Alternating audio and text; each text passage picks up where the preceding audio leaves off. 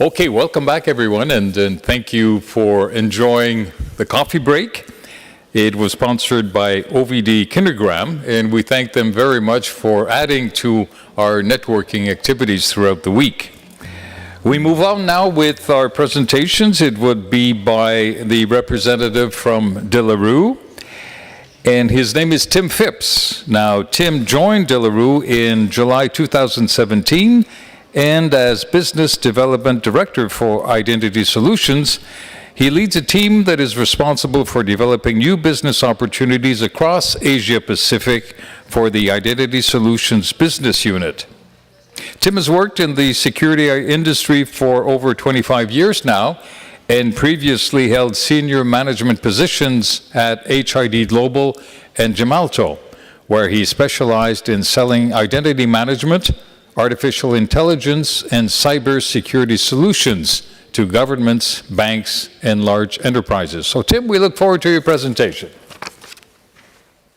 There we go. After you. Okay. Thank you.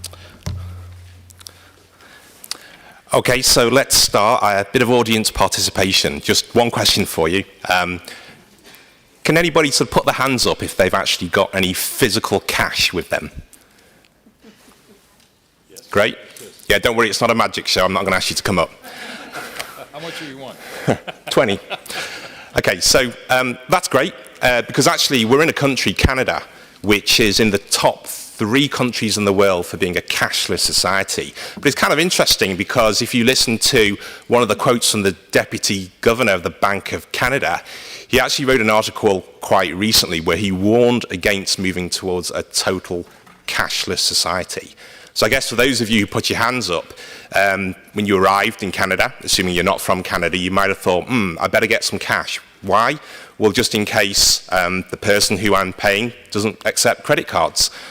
Cash is great, of course, because it works offline, it doesn't need a battery, and it can't be hacked.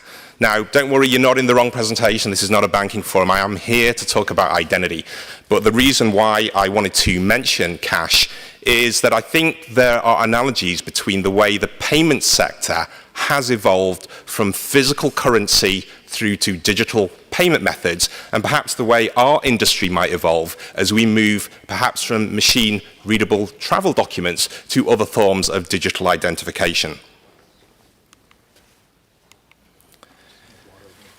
So thinking about the payment industry, we had cash, we've still got cash, we're still using cash today, and actually in some countries around the world, as we move east from North America, cash is actually king. So in many developing economies, you're probably finding 95% of transactions are cash-based. We started using online payments when the internet came about. Increasingly, we saw mobile payments, and now we even see cryptocurrencies like Bitcoin. So if we think about identity, again, this is just a loose analogy, you might imagine that for each of those payment types, there's an equivalent in the ID world. So for cash, we call ourselves machine-readable travel documents. So that's our physical way of identifying ourselves. Online payments, where you basically have some sort of card tied to an account and you're making a payment with that card as a proxy. Identity brokers. Mobile payment, perhaps a mobile e-passport. And finally, a credential for identity, a digital travel credential, is analogous perhaps to something like cryptocurrency.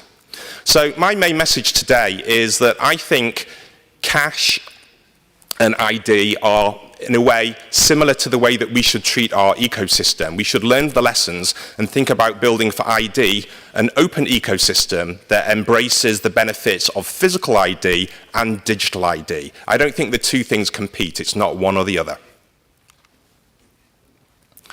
So I think we all recognize this diagram, conveniently taken from the ICAO TRIP website this morning.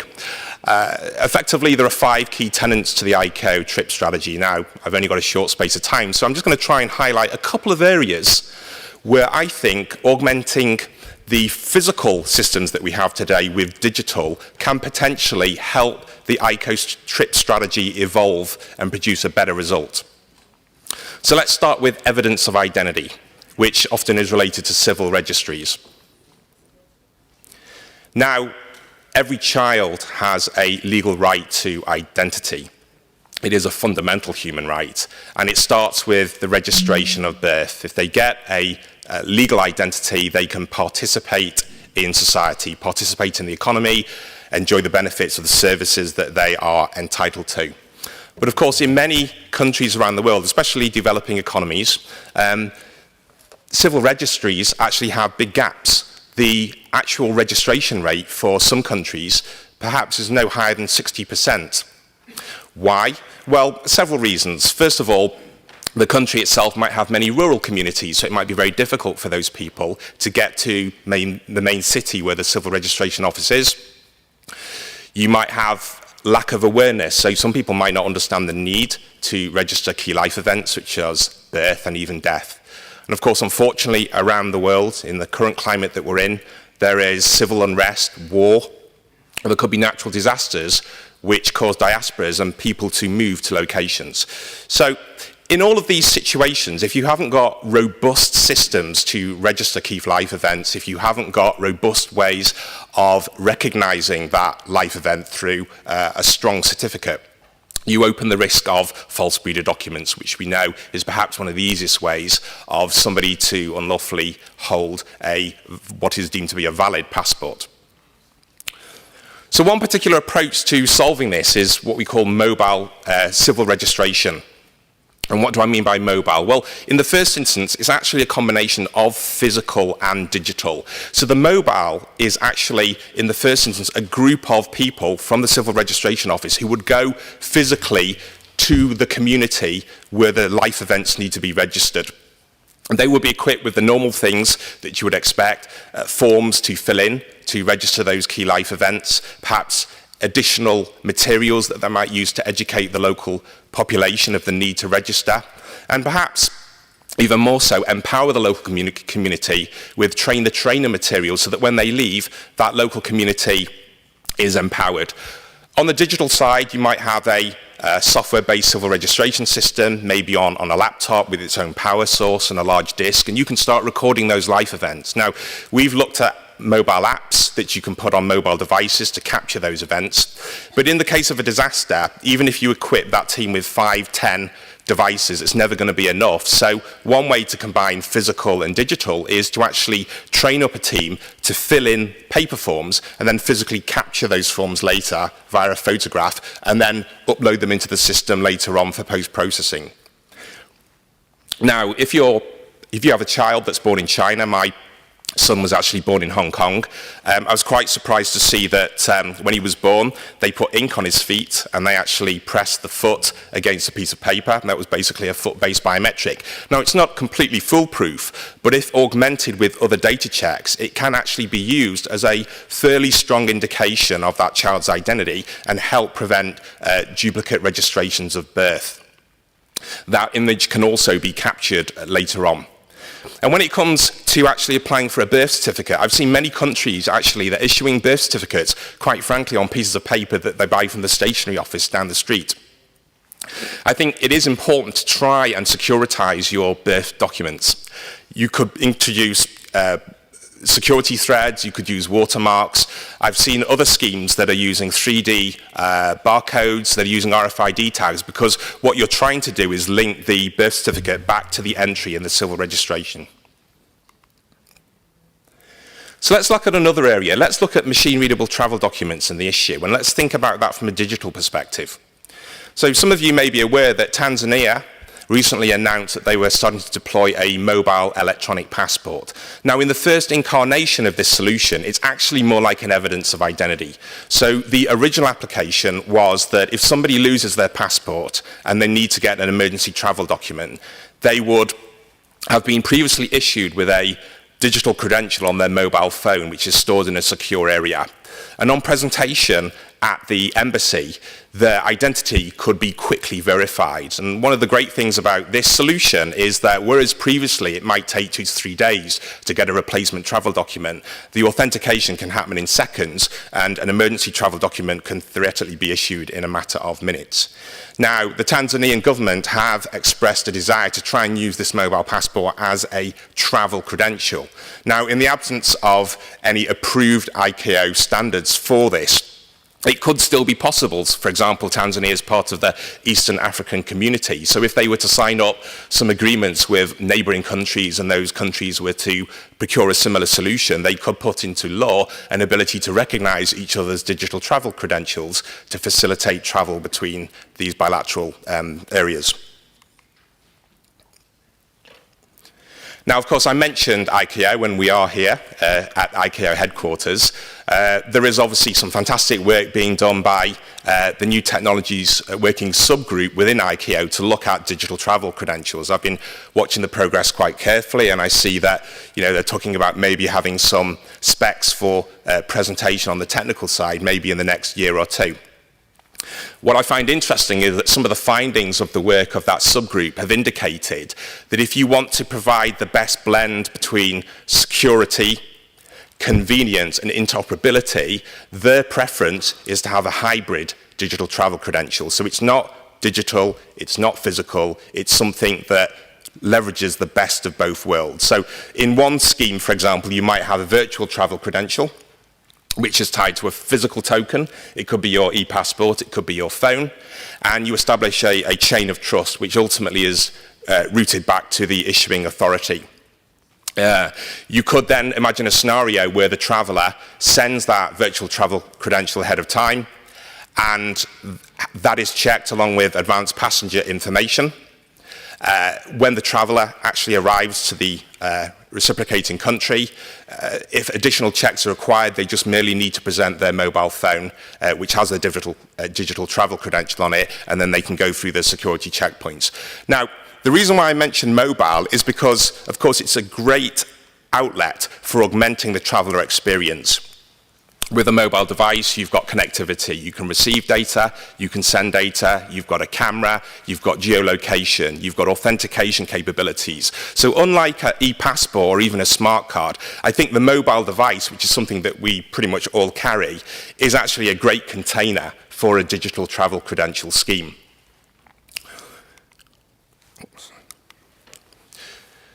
So I'm going to give you a couple of examples here on the screen of maybe how that might work. So in the first instance, just simply updating the digital travel credential. For example, e-visa, digital travel credential through over-the-air provisioning when they expire or where you apply for a new one to go to a new country. I'm going to give you another example, which is something that I learned when I was in London yesterday, actually, talking to somebody from Heathrow. They lamented the fact that often when people arrive in London early in the morning and then they have an onward connecting flight in the evening, some of those travellers actually go to London for the day out. A bit of sightseeing, a bit of shopping. But they remarked on how many people actually don't return in time, and as a result they miss their flight, their bags have to be offloaded, and therefore it's inconvenient to the passengers. Obviously it costs the airline money. So imagine a scenario where you have your e-passport on your phone. My question is, does traveller facilitation really just stop at the airport and end at the other end of the airport? In this case, your traveller is actually outside the jurisdiction of the airport. If you were to select an option to allow geolocation services in the same way that Google, for example, does if you're using Google Maps, and of course you would have to opt in due to privacy issues, you might allow the airline system to track your location and actually send you real-time push notification of when you need to physically return based on where you are in order to get onto your plane on time. And it reciprocates the other way. Imagine you're being a bit lax about not looking at your phone, you're not paying attention, and actually it's clear that you're going to be late. Well, under the current regime, that airline does not know you're going to be late up until the point that it's waited, then it gives up and it departs. Probably 40, 50 minutes after the due depart date. With real-time geolocation, you'd be able to track your passengers and understand which of those are likely to actually get onto the plane and which of those are not. Maybe make advanced preparations for traveller facilitation, maybe make advanced preparations to offload the bags because you know they're not going to be joining you when you fly out. Just one final application for mobile passports on a phone, not related to trip necessarily, but of course, with that strong ID on a phone, it does then give you as a citizen an ability to prove your identity in a variety of other scenarios. So for example, accessing a variety of government services, accessing commercial services, for example, opening a new bank account. So if we went down this route, actually the benefits to the economy could be significant. So I'm going to talk a little bit about interoperability and identity. One of the challenges is that there's so many proprietary systems out there. I don't think as suppliers we've done a great job in actually trying to create open standards, and obviously that is a cost to governments because they build systems which have legacy capabilities that they can't take forwards. Now, last week at the ID for Africa conference, the Secure Identity Alliance announced the general availability of the OSIA, so the Open Source Identity API. And what this is an open source set of standards through which identity systems can be built. And many of the key identity suppliers here have signed up to this standard. It's very exciting because it's going to allow you, if you specify OSIA, to create different ID registration systems that are capable of talking to each other. It's also going to prevent vendor lock-in because as you build out your capability, the actual interfaces are independent of the architecture and the supplier who actually built those components.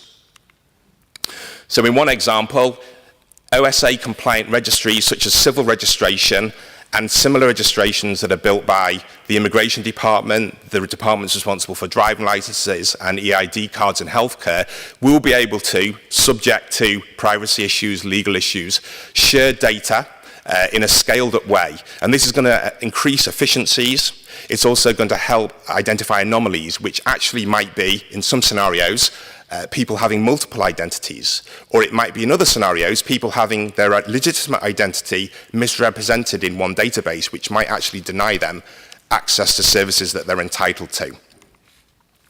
So just to conclude, I think the onset of digital in ID is already starting to happen, as we're seeing, and it will continue to abate.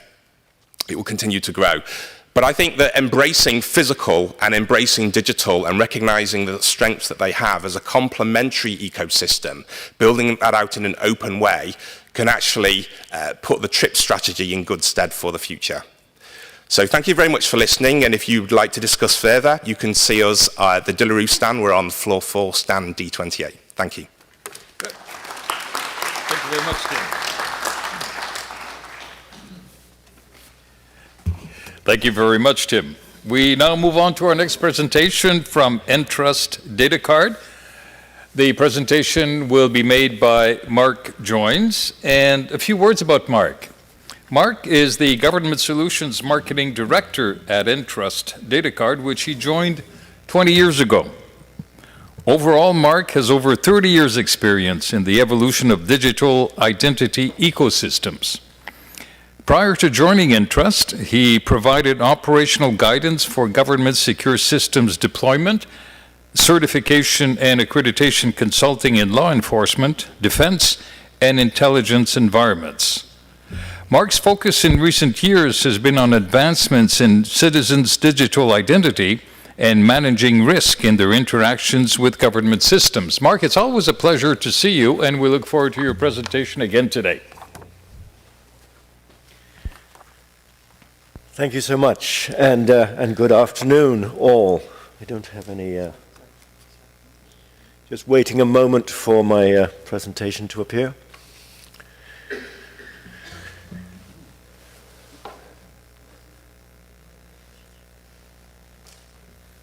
So this afternoon, I'm going to be talking to you about dealing with validation, document identity validation at border control in a scaled fashion. You're doing fine. I'm doing fine. I could tap dance a little if people would like that. That's not it, no. One moment.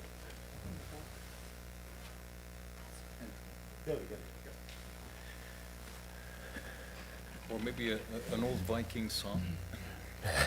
No singing, no singing. You don't know what you're asking for. Yeah.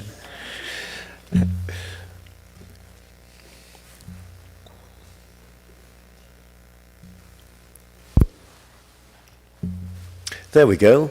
Are we up on the big screen? No, not just yet. No, it's not on the screen. Yeah.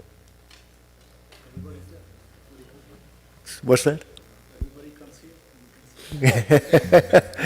I'll come and hold it up. It's only on one screen. No, it's only me that's on that screen.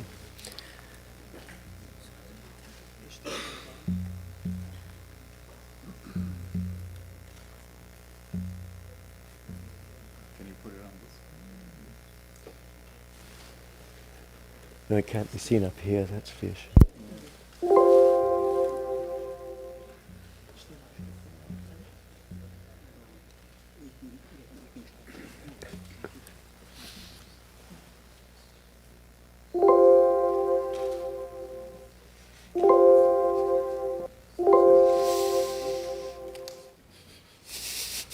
It's beginning to feel like a photo shoot.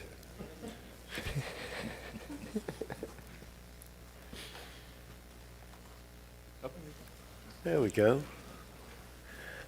Once again, this afternoon, I'm going to be speaking to you about managing validation for an evolving border.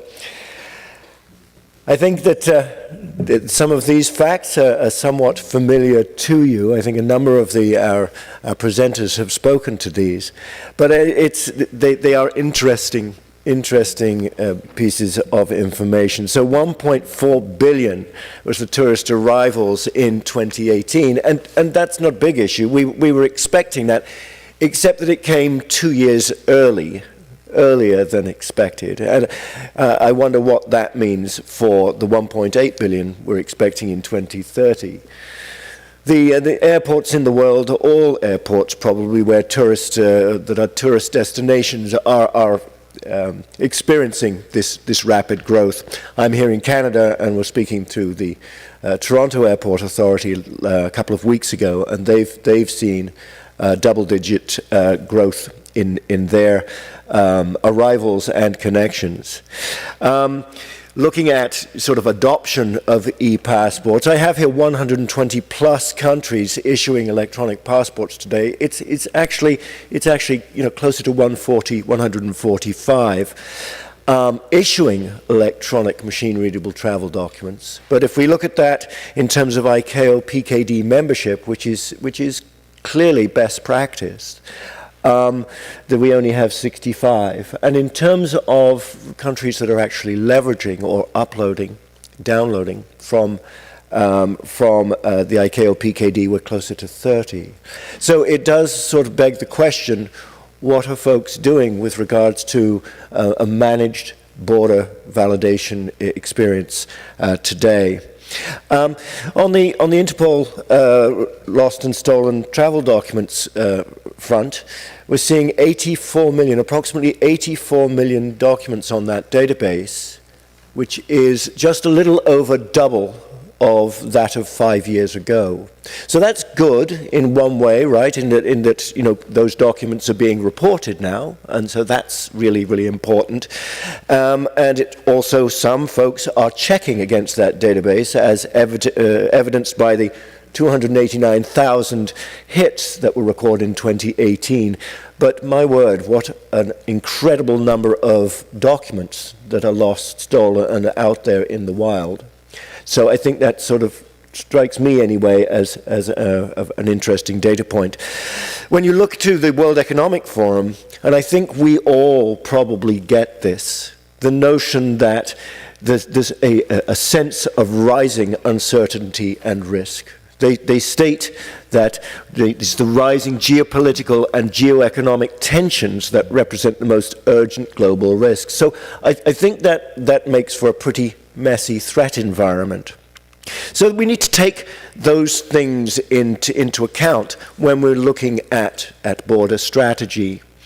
It really is a perfect storm for driving innovation in this space. If you think about it, I would say we've got a risk-rich environment.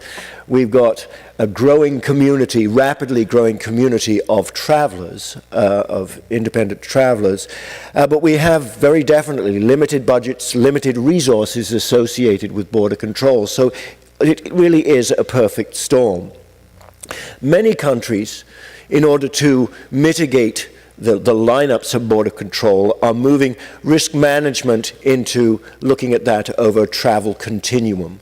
So from the first indication of travel right through to border control, and moving the risk management process further out and away from their borders, giving them time. So we're seeing that in many, many countries. Predictive analytics and data sharing strategies are certainly on the increase, and countries working together to mitigate risk. We're seeing greater interaction with air carriers, certainly, in terms of API and PNR data, and bringing that together into the risk process. And we're also seeing greater interaction between document and border authorities, often separate entities in countries, and often with quite distinct mindsets with regards to the identity document and how they're used at border control. So we're seeing much greater communication between those within jurisdictions and between jurisdictions, which is really, really good. I think most notable of all, though, we're seeing much greater understanding of these authorities, of the involvement, the need for involvement of citizens in those processes. Right, so we're seeing much greater interaction and starting to see real use of the mobile platform in expediting travel, and also with the formal work that's being done on the digital travel credential in the New Technologies Working Group. That's very, very positive. What this is all leading to, together with all the biometric activity that's going on, is really quite diverse validation architectures. Border control is really looking quite complicated now, with various flows, various technologies in use, and the interaction between traveler and those systems, and the interaction of those systems with other systems, is really creating increasingly an IoT type environment. It's much more an Internet of Things than perhaps it was in the past. And you should expect that we will certainly be talking more on the IoT front, probably at the next symposium. But there's a shift, obviously, with the dual mandate of securing borders as well as facilitating travel. Right, there's a real shift. And I know I've been working somewhat with Canadian border folks, and just one of their folks said to me that really the shift is that, for many, many years we focused on looking for the needle in the haystack. And really the shift is now we're looking to blow away the hay, and the needle will appear. And I think that's simple but quite profound, right? 99% plus of travelers are perfectly or can be trusted, and they're going about their own thing. And it's really a very small number that we're looking to focus on. So focusing on those 99 is probably good, and get them facilitated through the border and on their way. But regardless of whether we're looking at the needle or the haystack, at the base of it is a need at or before the border to establish the veracity of their identity as a baseline for understanding of risk. You need that understanding of identity before you can really wade into other factors of risk and trust. So we're looking at the integrity and the authenticity of the travel credential, and also the assurance that we have the rightful holder with that credential. Border systems themselves really need to recognize that this is a pretty dynamic risk environment that we're talking about. Risk and threats change day to day, and so border systems need to be able to respond based on country, based on specific citizen travel context perhaps, based on the citizen attributes and credential itself, or policy change, whether that's policy change as a function of risk, terrorist risk or threat, or health risks. The border needs to be able to respond, and it is a pretty dynamic environment. You'll be familiar, I think, most of you, with this next series of builds on this slide, but just to revisit the evolution of the EMRTD standards. We started off with logical data structure 1 and passive authentication, and that therefore to ensure data integrity and authenticity within the EMRTD. BAC is the symmetric crypto mechanism that was used for access control to provide session security with the chip from the reader. And for chip authenticity to make sure that we were matching the data to the right chip. There hadn't been chip replacement taking place. We had active authentication, which is now the recommended implementation in EMRTDs. So that was sort of the first generation, if you will, of documents that were supported in the electronic realm. We then looked at the session security. We looked at that and looked at Apache as the replacement for BAC. Apache introducing asymmetric crypto for better security for that session. And then following that, I'm not getting a click here.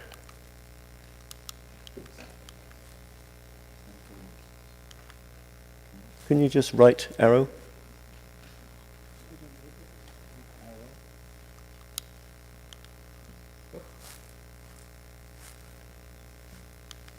Nothing.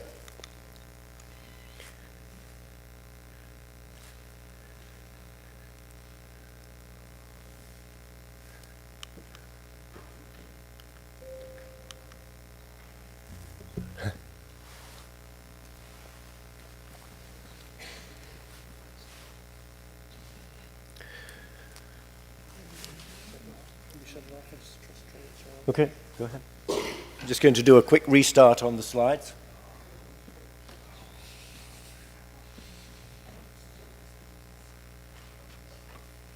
Let's go to the last slide of that series. Here we go.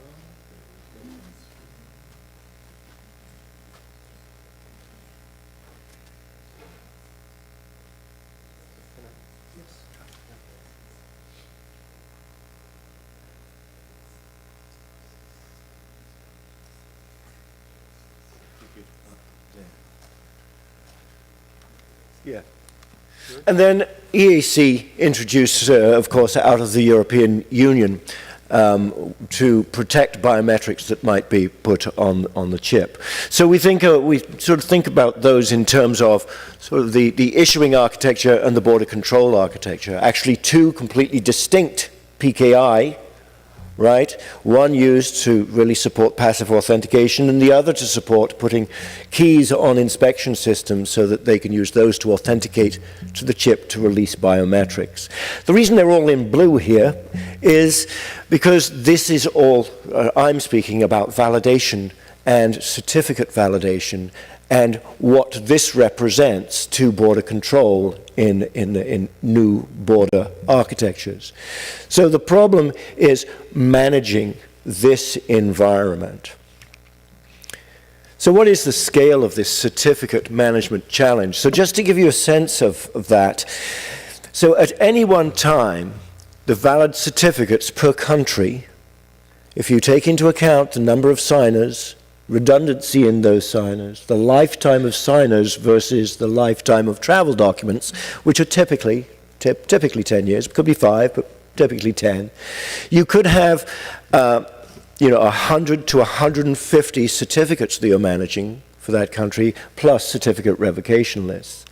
So if you were to multiply that by, let's say, roughly 130 countries that are issuing EMRTD, and if they were all using the PKD or sharing their certificates otherwise, you could be looking at managing 13,000 to 19,500 certificates with various daily updates.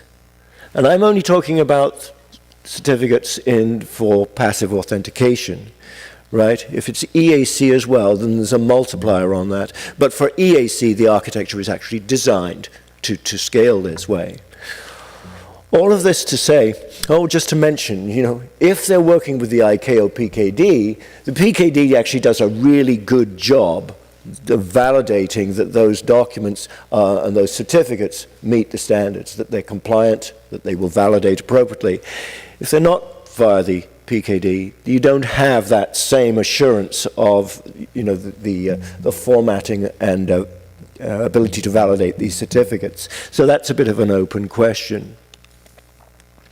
You need to take into account, okay, how many validation endpoints do we have? For air, for land, for sea? arrivals, departures. I assume that we'll be checking for departures as well. And as I said, the complexity of these environments now, the inspection systems, kiosks, e-gates, right? It's a pretty complex environment. And as I said previously, it's increasingly an IoT environment. We do not have the manpower, we don't have the people to look after this environment, right? So we've got to be thinking automation. We have to automate all of the validation. We have to automate download of validation materials, upload of validation materials. We need to completely automate distribution, secure distribution of validation material to border control, and make sure that those are kept updated. Right, so automation is the answer. So just to bring that back home, if we're going to manage identity at border control and have as a baseline for risk management processes authenticated strong identity of citizens, we need to be able to validate their identity properly. And to do that, you need to have these certificate architectures well managed. So this is Entrust Datacard's PKI validation sort of overview, if you will. We've got a very, very comprehensive suite of components to serve this environment. And there's two that really come to bear. One would be the National Public Key Directory, which would be coupled, which would be, have authenticated access on behalf of the country to the ICAO PKD.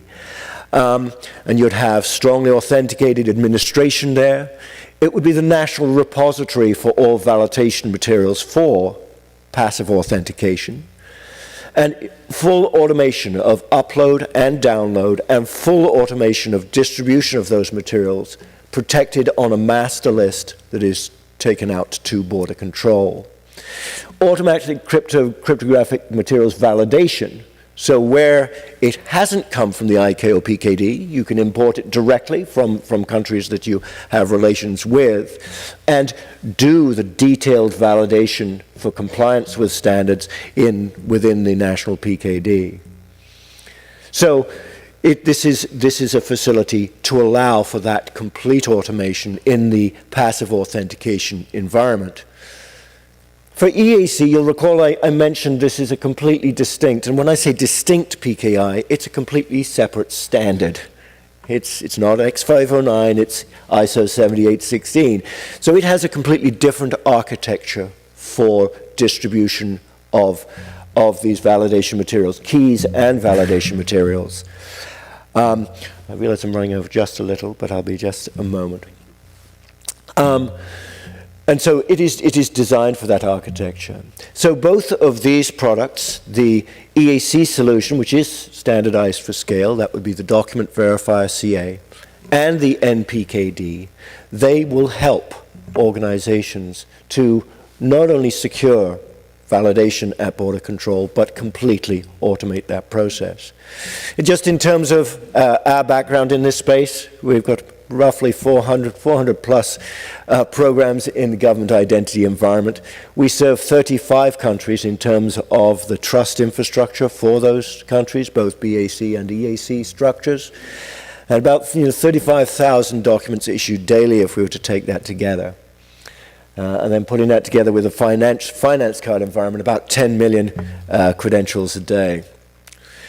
Just in terms of the scale of our solutions, we touch on all of these areas. We'd love to talk to you about them.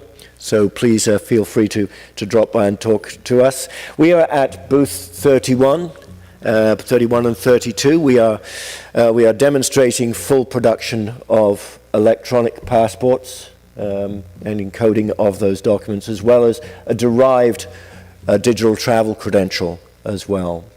Thank you so much for your attention this afternoon. Please enjoy the remainder of the show. Thank you for your time. Thank you, Mark. Thank you, Mark. Very, very good. Thank you very much, Mark, and we'll be sure to go and see you at your booth. Moving right along, we now have a presentation from Idemia. It'll be made by Isabelle Poulard. Isabelle is VP Passport and Driver License with Idemia. She graduated as an engineer in computer science from the Institut National des Sciences Appliquées in France. For the last 20 years, she has been working in the secure department document industry and has been successively responsible for the product line of banking cards and mobile telephony solutions. She joined Morpho, now Idemia, in 2013 as VP for various government markets and now heads the passport and driver's license market line. Isabelle, s'il vous plaît.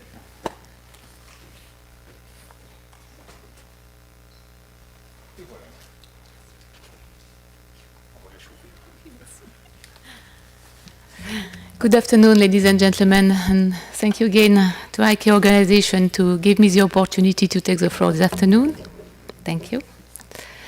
So the objective of the presentation is to explain you the fundamentals about morphing techniques, but in particular to tell you how the industry and company like Idemia can help governments to fight against this rising type of fraud. So in order to put it in a context, it's important to recall how the fraud is evolving. We know that fraudsters always attack the weakest link in the system, and there is a permanent race between the security measures and the fraudster imagination.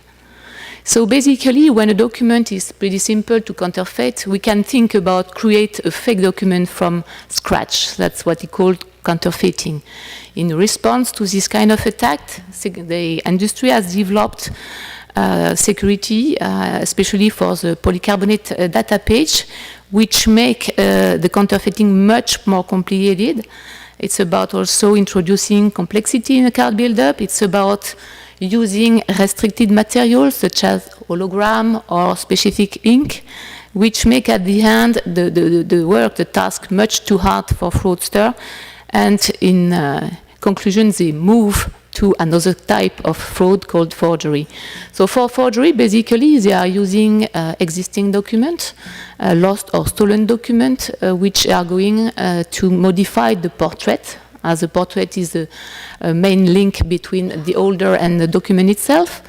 And in this story, obviously, the idea here is to make their life still very complex, introducing much more security at personalization stage, introducing interlinking between the data used on the document. For instance, you might have a document number which is written in a laser engraving method, or can be obtained by laser perforations or by other techniques, and same for the portrait. And again, when the document becomes too complicated to forge, we can simply use, a forger can simply use a document that exists without modifying anything, but just trying to look like the document is using. This is what we call the imposter. So as a response to this new type of threats, obviously from a manual inspection point of view, the work on us is to create and to personalize a face with the best quality, and make sure that we can provide also software to improve the quality and the contrast of the photo we are using. And ultimately, obviously, then it comes to biometric matching between the document, the chip, the image of the holder inside the chip, or physically printed on the document, and the holder. But then it evolves again towards another kind of fraud called a FOG. FOG means a fraudulently obtained but genuine document, and it simply consists to, at the enrollment time, to bring a fake reader document in order to get a real, a genuine document, but obtained with fake proof of identity. So how can we fight against this new attack? Basically, the idea would be not to bring any reader document with them, but simply to be inside the civil registry register with biometric from a long time.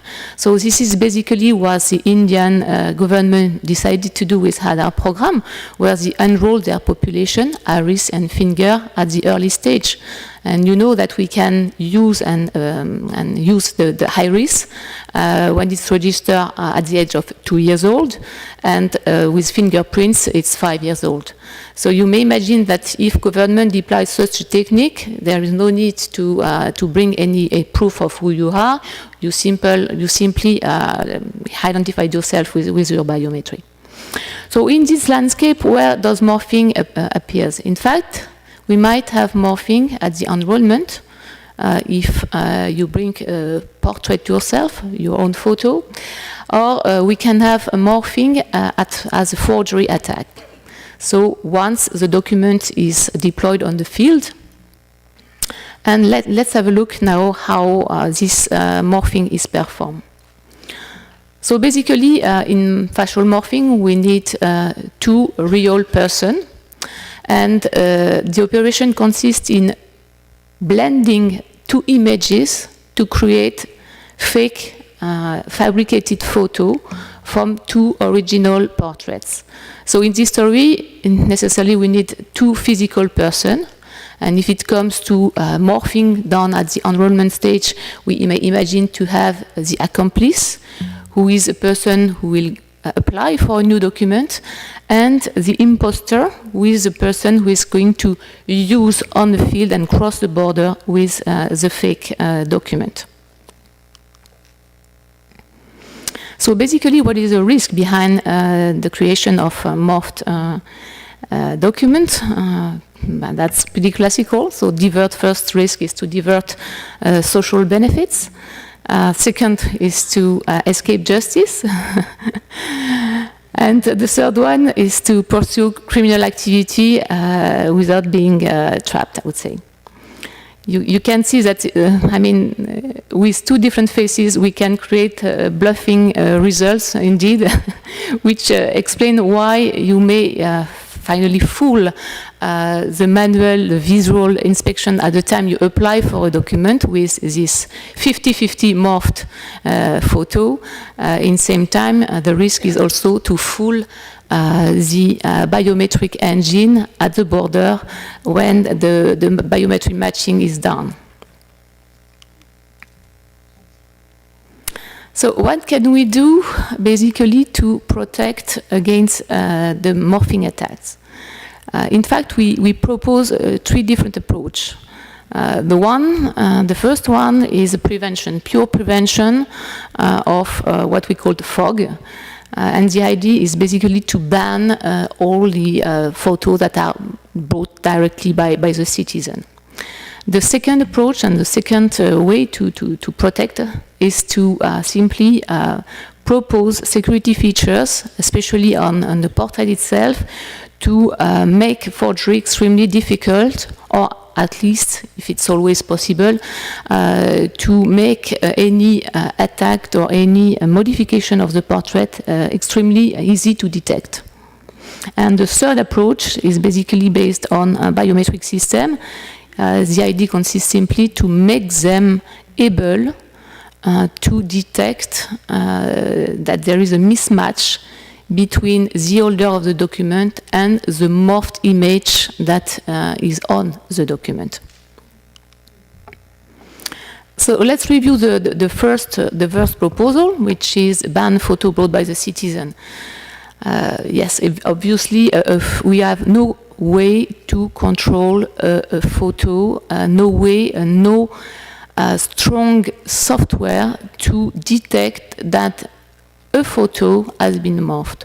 So we do not recommend to follow this track and to say, yes, let's use a software and let's give this photo to the software, and it will tell us if it's a fake it will detect artifact or flaw in the result.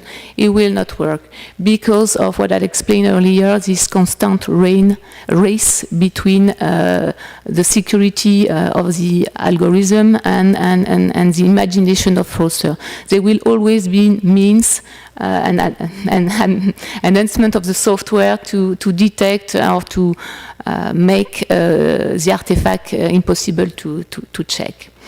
So we have to find alternatives, and the alternatives is simply to capture the photo on site directly at the municipality at the time you apply for the document. The second possibility is to accredit a network of photographers in order to take digital picture of you, store in a secure manner, encrypt the portrait, deliver an identifier that you will give at the time you apply for your document to the agent. Alternatively to the accredited network of photographers, we may imagine also to have kind of kiosk or booth connected the same way as photographer to a central repository of documents, and that will proceed the same way. So once we have secured with such a measure the way the photo is captured, the second threat you remember is on forgery of existing documents. So here we are going to investigate how we can protect those portraits.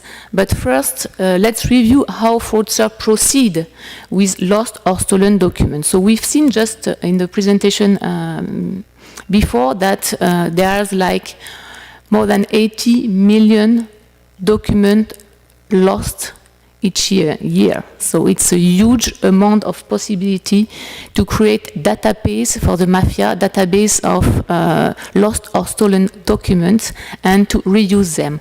So basically the frauder is going also to use facial recognition system in order to pick up among this database of lost and stolen documents the one which portrait is the most looking like him in terms of biometric matching. So the score of the biometric comparison is the closest to his own facial biometric. And such a way, the modification he has to perform on this image to look like himself or his own photo are reduced and probably much less difficult to identify. So now let's move to the protection. So how can we protect the portrait and the photo we are printing on your documents? What we offer as Idemia, first solutions, is to use a lasing color portrait. So the particularity of lasing techniques consists in printing CMY, so cyan, magenta, and yellow lines on matrix lines that are laminated into the document, and to laser engrave the portrait by burning some points of color on these matrix lines. And the color that remains are creating the color effect. So basically this lasing matrix, which is pretty hard to create, I would say, and which is very small lines with a space of 70 microns between each, is behaving as kind of signature. Which make the counterfeiting pretty impossible, but the forgery and the creation of the portrait on this matrix, also led by a specific algorithm, extremely difficult to create. So we have a protection against forgery, we have a protection against counterfeiting, but we also offer our customers the possibility to put in place automated document verification, so software in scanners or in mobile phones, to detect, to make sure that this portrait, this color portrait, is authentic. So any overlapping of lasing matrix by another portrait, for instance, by another photo, would be easily detected by the software, by this automated document verification software. So this is our first solution. Let's study the others. As a second solution, we propose a stereo laser image.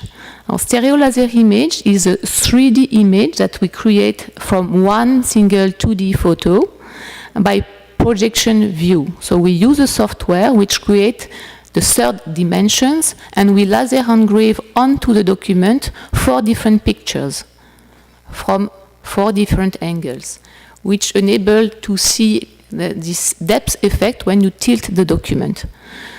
So with these techniques, we have 2 kinds of protections. First of all, the visual 3D effect, which is clearly visible, and if you visit our booth, I will show you some samples. And also the tactile effect of the lenticular structures, which is used to laser engrave the 4 images, which make obviously any forgery extremely difficult, or at least easy to detect. A third solution, which is a brand new options that we offer, we call it DocSeal. So the principle of DocSeal is to create a descriptor of the portrait, the main portrait. We combine, optionally, we combine it with biographical data. We sign it, and the result is encrypted onto the document, like this symbol, so that any modification that might be done on the primary image would mismatch with this DocSeal symbol printed side. So we take by a simple picture of the document or with a scanner, we can retrieve the symbol, analyze it, prove that the signature has been issued by a government, retrieve the descriptor of the portrait, and we recalculate the descriptor from the image itself. We compare both. If they match, the portrait is authentic. If it doesn't match, necessarily it has been forged. So now we have seen how we can protect the portrait onto a document. Let's study the case where we have to manage the legacy documents that are not coming with our new techniques of photo or security features for the portrait.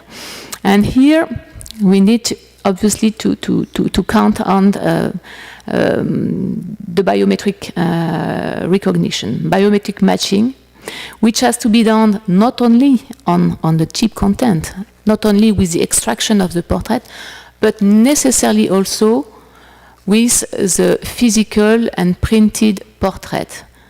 Simply because if you want to impersonate a document, the first things you're going to do is to invalidate the chip. So the access to the digital data will necessarily be impossible. Otherwise, since it's extremely complicated, almost impossible to change the content of the portrait in the chip itself, you will be detected this way. So you deactivate the chip, and then you forge the physical image. So for the biometric engine, we need to make them match between the holder and the physical image onto the document. And how can we make this algorithm performant enough to detect that the holder is not exactly but the same as the image on the document, but a morphed image is there and not the real one. We simply need to train. So we count on machine learning here. It's extremely important to train the software with large-scale tests in operational conditions. So thanks to the number of biometric engines that we've sold around the world, we have this capability to capture live portrait and of holders, a real person that come to the border, and together with the photo on their document.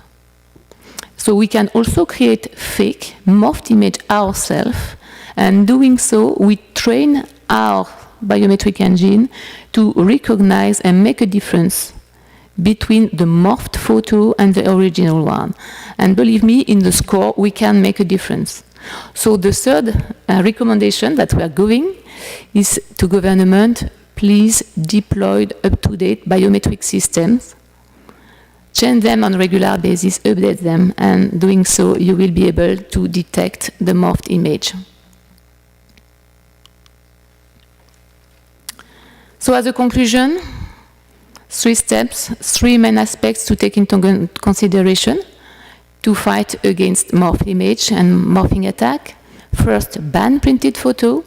Take photo yourself or use accredited network to do it. Secondly, implement strong security features to protect the portrait onto the document. And third one, deploy cutting-edge biometric recognition system. Thank you.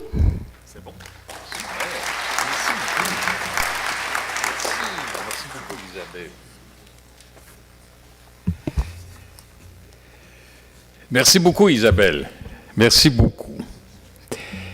The final presentation in our SkyTalks series this afternoon will be made by Joachim Kayas on behalf of the IN Group. Joachim joined IN Group in 2016 as project manager for ID and travel documents. And of note is that in his solution offer, there are physical and now digital credentials. At IN Group, Joachim belongs to the business unit Identity, which, among other things, offers technologies and integrated solutions for more secure and convenient travel. Joachim holds a master's in management from EDHEC Business School and has been in the security industry since 2011. Joachim, s'il vous plaît.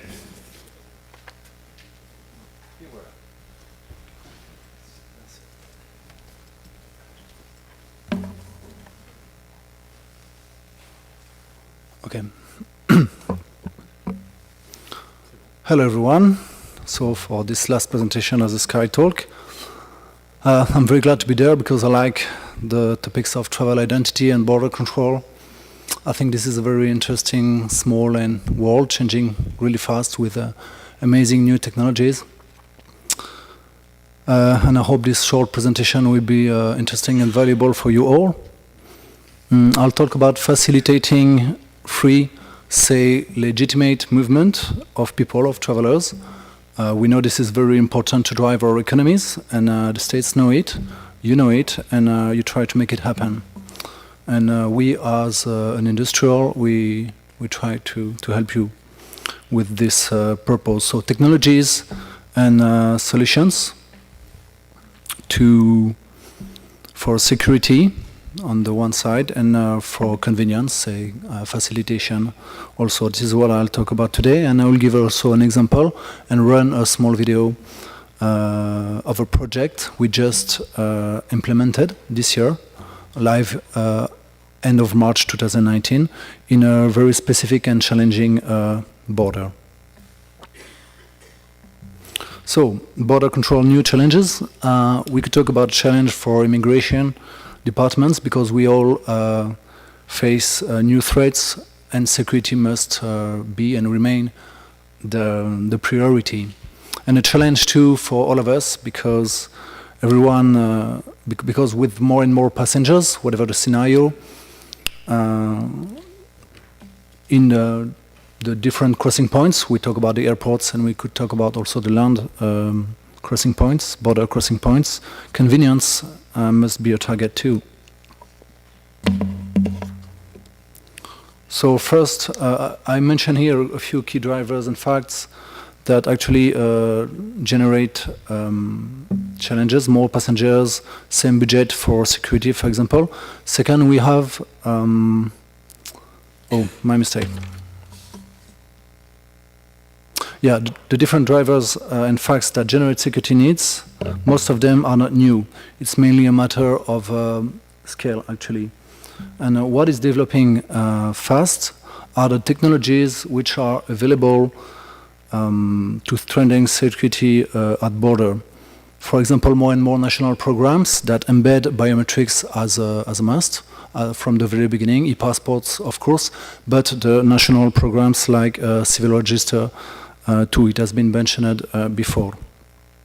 And when it comes to technology adoption is really driven, for example, by the fact that there is a way better acceptance of multi-barometrics technologies and controls by the users, you and me. We are getting used to that and accept that.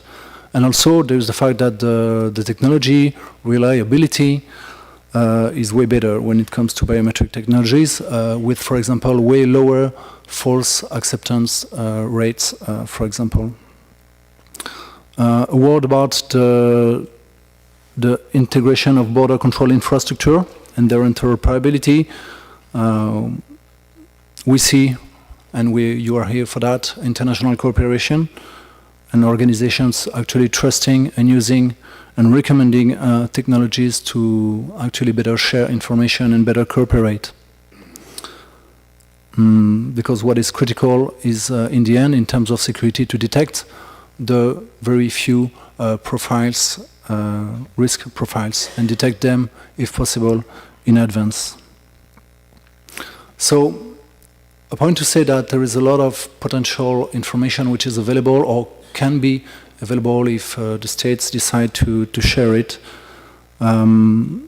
available from companies, air companies, or available from states through protocols that you know well.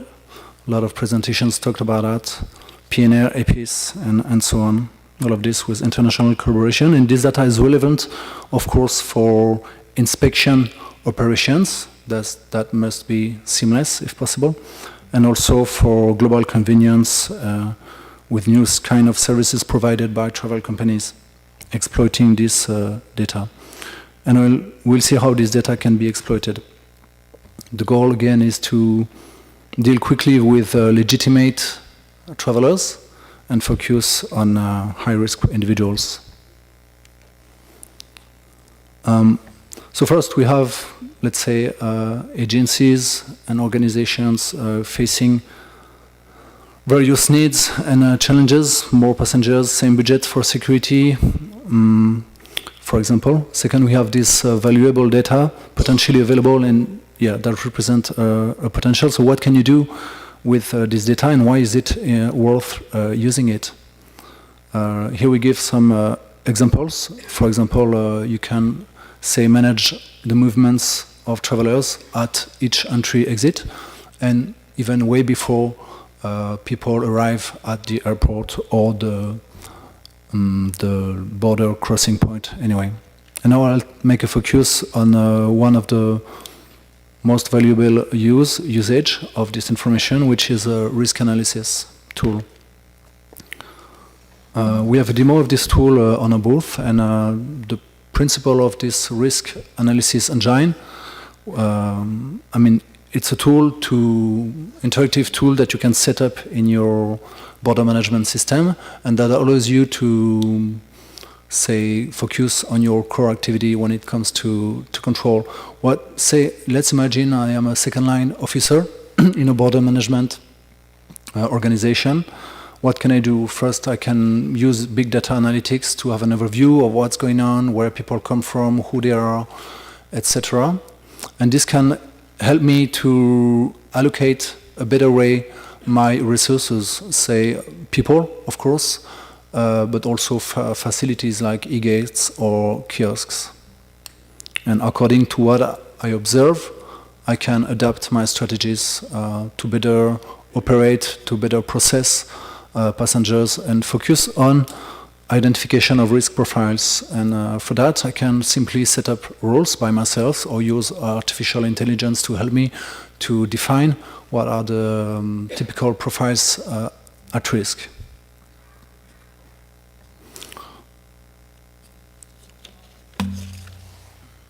So the first challenge was about security. We also have a challenge, we've seen that, with convenience and facilitations, how to process people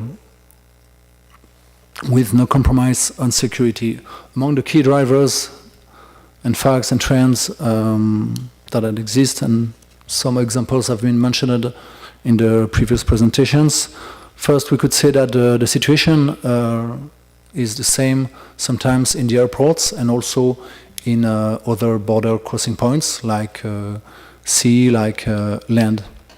And we could also observe, it's interesting to have a look at the link between the phase of the travel, of the journey, and the level of stress of people. And out of this, we know that some resources and efforts and technologies, in fact, can be used to focus on check-in with drop-off or pre-check security, and not only the border crossing itself. Among the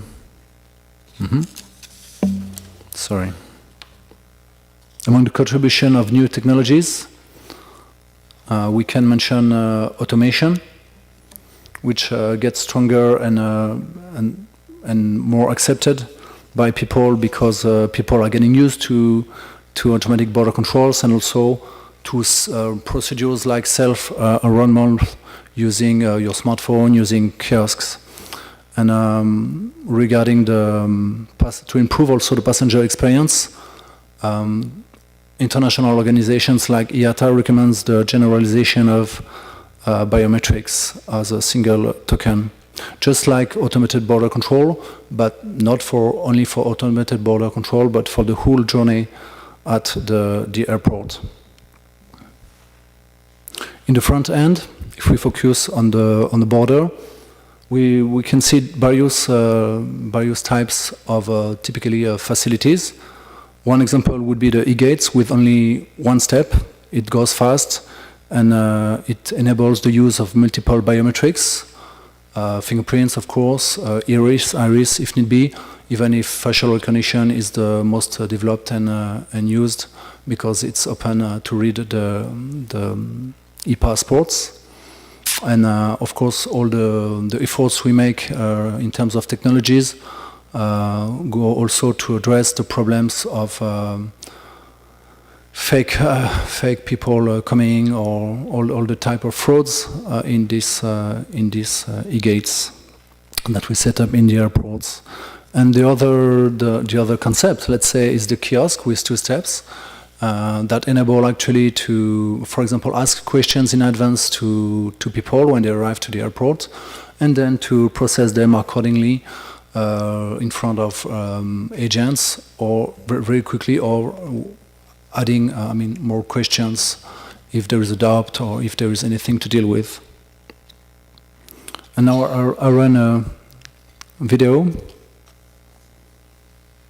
about a project that we just ran in France at the border with the UK. So what is interesting with this one is that it's not in an airport, but what has been done has been really, inspired from the experience in the airports. Maybe can you help to just click on the video link? I don't know if it's going to work.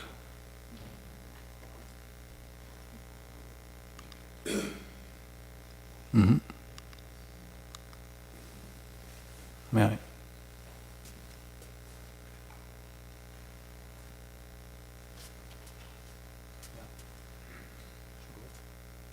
No sound.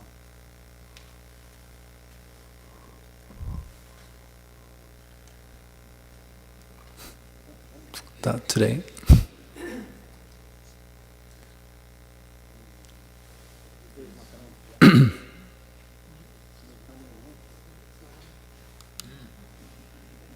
Mm-hmm. Everything is fine. So we go to your booth. You can also go to my booth. I don't have coffee, but I have blankets because it's a little cold. New technologies.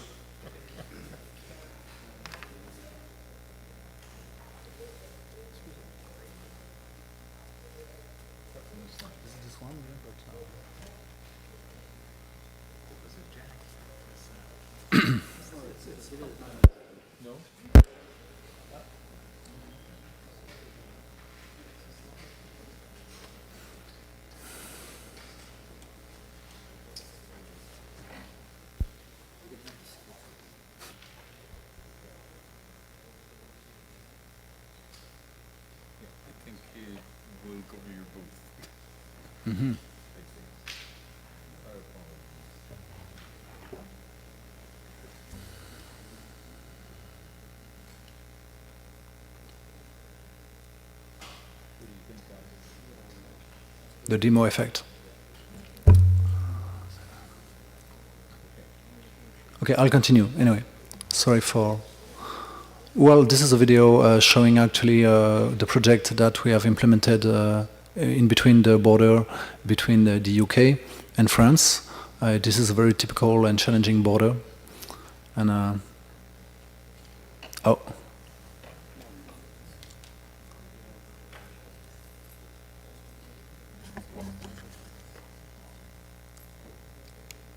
Okay, I'll continue anyway.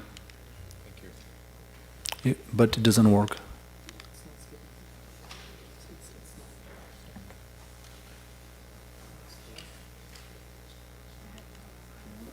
You have more slides. You have more slides. Yes, I have a few more.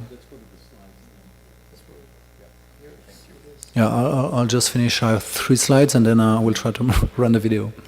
Okay, one word about Toward OneID. This is a concept that you know, run and promoted by IATA, and here is our short understanding and offer for frictionless travel. Actually, we offer physical facilities combined with biometric-based technologies to make it a reality. And currently at IN Group, we are running and working on OneID concept proof of concept in several airports. Again, we can talk about that, and we would be glad to set up and start new proof of concept with you if you are interested. Just one thing about maybe the advantage of automation, which is highly promoted. During border control, of course, you can save time out of e-gates, for example, but you can also save time in different at different steps, typically during the check-in, that you can even imagine some faces at your home. And in the end, it is less stress for everyone, and it is more time for leisure, more time for business, more time for controls, if need be, because it's more time for continuous identification of travelers, and this brings extra security. In the OneID, we are in a world bridging the bridge between physical and digital documents. We all know that we can generate documents, I mean virtual versions of your documents out of a physical document. This is one of the possibilities that may come into the future standard of the DTC. We know today that there is no standard, so there is no product which is compliant with the standard because there is no standard, but still we are ready and we have the capabilities to do that. We do that already for citizen identities with our project live. And in your booth, we can show you a few demos of how you actually derive your digital identity, and then how you can use it. Actually, it can be for OneID, in which you enroll at the very beginning of the travel only once, but it can be also for many other use, private, public, of private and public services. For example, you can send your data well in advance for global facilitation and security. Just to end, a word about IN Group when we focus on smart border management, because we produce documents, of course, and we accompany the states in just running and dealing with their security needs. When it comes to border management in general, we bring solutions, end-to-end solutions to our clients and partners for a seamless traveler journey. This is on top, and with the very same steps, we bring technologies and services and consulting, let's say, for secure national management, and this is homeland security. So, thank you very much. I hope that was interesting for you, and maybe we can run the video if it works. Otherwise, it's available in my booth. And thank you very much.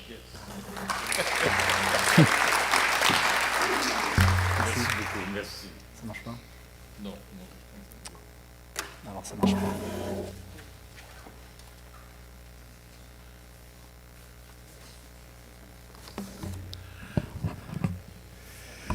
So I'm terribly sorry we can't show the video on the big screen. I'm looking at the computer screen. It's a fascinating video, and I'm sure you'll all want to go to the IN Group booth to take a look at it.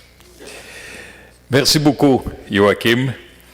Well, you've been very patient this afternoon. We very much appreciate your cooperation and your understanding, and I think we're all ready for a very good reception in just a few moments. And to set the stage for the invitation to the reception, it's my pleasure to introduce again Catherine Fanhauser from SICPA. Catherine?